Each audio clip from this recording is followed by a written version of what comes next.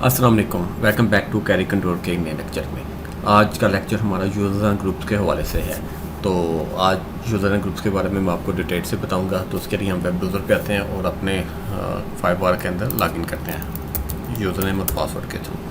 तो लॉगिन करने के बाद हमारे पास इस तरह का इंटरफेस आ जाता है। तो आपने नीचे लास्ट पे आना है, तो यहाँ पे ऑप्शन आ रही है यूज़र्स एंड ग्रुप्स। तो पहले नंबर पे आ रहा है यूज़र, हम इस पर टिक करते हैं। तो हमें यहाँ पे जितने भी यूज़र्स क्रिएट हुए होंगे वो सारे के सारे यहाँ पे मिल जाएंगे। बाय डिफ़ॉल्ट एक ही यूज़र क्रिएट होता है, वो होता है एडमिन।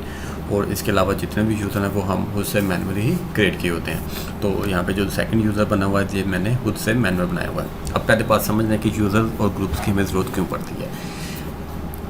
अब हम यूज़र इसलिए क्रिएट करते हैं कि हमारे पास नेटवर्क में डिफरेंट कंप्यूटर्स हैं, तो हम उन डिफरेंट कंप्यूटर्स को हम यूज़र के साथ लिंक कर देते हैं। तो उस पर हम फिर स्पेसिफिक लिमिट भी लगा सकते हैं, मज़ीद इनकी सेटिंग भी कर सकते हैं। और ग्रुप्स हम बना सकते हैं कि एक ही ग्रुप के अंदर रहते हुए हम मल्टीपल यूज़र उसके अंदर ऐड कर लेंगे। मीन्स कि अगर किसी एक ग्रुप के अंदर हमने पॉलिसी लगानी है तो वो उस ग्रुप के अंदर लगा देंगे, उस ग्रुप के अंदर जितने भी यूज़र्स होंगे उन सब पे अप्लाई हो जाएगी। तो आपने उसके लिए करना क्या है, यूज़र के लिए आपने नीचे ऑप्शन आ रही है यहाँ पे ऐड करेंगे तो हम नया यूज़र क्रिएट करेंगे। तो सबसे पहले हम यूज़र नेम रखेंगे, हम कहते हैं अली। फुल नेम आप रखने इसका अली रज़ा। डिस्क्रिप्शन आप कह दें, हम कहते हैं ये HR मैनेजर। क्लियर। और ईमेल एड्रेस अगर है तो आप इसका यहाँ पे मेंशन कर दें, अगर नहीं है तो कोई ज़रूरत नहीं। ऑथेंटिकेशन यहाँ पे 2 टाइप की होती है, एक होता है इंटरनल यूज़र डाटाबेस, एक होता है डायरेक्टरी सर्विस। अगर तो आप अपने नेटवर्क में डायरेक्टरी यूज़ कर रहे हैं, एक्टिव डायरेक्टरी, तो आप डायरेक्टरी सर्विस यूज़ करें। अगर नहीं कर रहे तो आप इंटरनल यूज़र डाटाबेस ही रहने दें।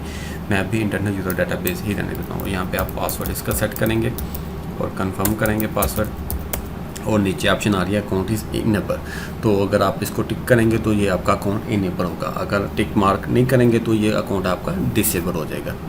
और नीचे आ रही है domain template, the user configuration defined by the domain template, a user has a separate configuration.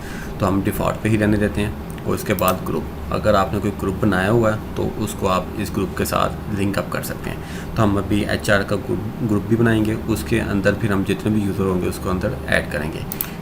तो अब हम यहाँ पे आके नीचे ग्रुप में आते हैं और यहाँ पे हम एक ग्रुप क्रिएट कर देते हैं, हम कहते हैं ऐड HR। क्लियर है। तो हम इसको ओके कर देंगे। तो इसको डबल क्लिक करेंगे तो यहाँ पे ऑप्शन आ रही है मेंबर।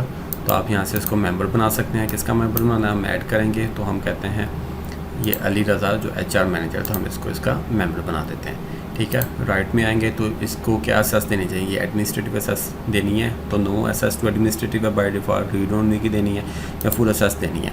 तो आप इन पे कोई भी ऑप्शन आप अपनी रिक्वायरमेंट के मुताबिक इसको अलो करवा सकते हैं। हम ओके करते हैं और यूज़र पे ही आते हैं। तो देखिए हमारे पास 2 यूज़र हैं। HR पे आते हैं, अली जो था हमारा यूज़र। तो ग्रुप्स के अंदर आएंगे तो देखें ये HR ग्रुप का मेंबर बन चुका है। क्लियर है। अब ये देखें हमारा एक नीचे यूज़र क्रिएट हुआ प्रोफेसर, हम इस पर डबल करते हैं तो हम सेटिंग देखते हैं। ये देखें राइट, तीसरे नंबर पे ऑप्शन आ रही है एडमिनिस्ट्रेटिव राइट्स।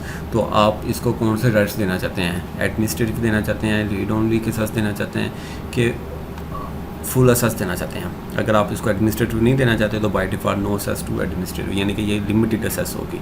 और रीड ओनली में होगा कि असेस तो सारी होगी मगर वो चेंजिंग वगैरह कुछ भी नहीं कर पाएंगे, तो रीड ओनली होगी। फुल असेस में आप सारी की सारी चीज़ें असेस कर पाएंगे। एडिशनल राइट्स में देख रहे हैं user can unlock contact filter rule, अगर कोई कॉन्टैक्ट फ़िल्टर रूल क्रिएट किया तो उसको अनलॉक वगैरह कर सकें। VPN की जो यूजेज है उसको कनेक्ट कर सकें, डायल अप लाइन्स को कंट्रोल कर सकें, तो आप उसको भी अलो करना चाहिए। यहाँ से आप इसको टिक मार्क करेंगे। कोटा पे आएंगे तो यहाँ पे आता है ट्रांसफ़र कोटा, मीन्स कि इस यूज़र को कितनी लिमिट आप देना चाहते हैं। डेली लिमिट है, वीकली है, मंथली है। अगर आप इसको वीकली करना चाहते हैं तो हम इसको इनेबल करेंगे वीकली। डायरेक्शन क्या होगी, ऑल ट्रैफिक हो, डाउनलोड हो या अपलोड हो। हम कहते हैं डाउनलोड ये 10 GB से ज़्यादा वीकली ना कर पाए। तो इस तरीके से हम इसको मैनेज कर सकते हैं। अगर आप चाहते हो कि अपलोड और डाउनलोड दोनों को करना चाहते हैं तो ऑल ट्रैफिक कर दें, अगर सिर्फ अपलोड करना चाहते हैं या डाउनलोड करना चाहते हैं तो उसको आप सेट कर लें। और नीचे यहाँ पे ऑप्शन आ रही है एक्सीड कोटा एक्शन, तो आपने यहाँ पे कर देना ब्लॉक एनी फर्दर ट्रैफिक, यानी कि एक्सीड होने के बाद जितनी भी ट्रैफिक होगी उस सबको वो ब्लॉक कर दे।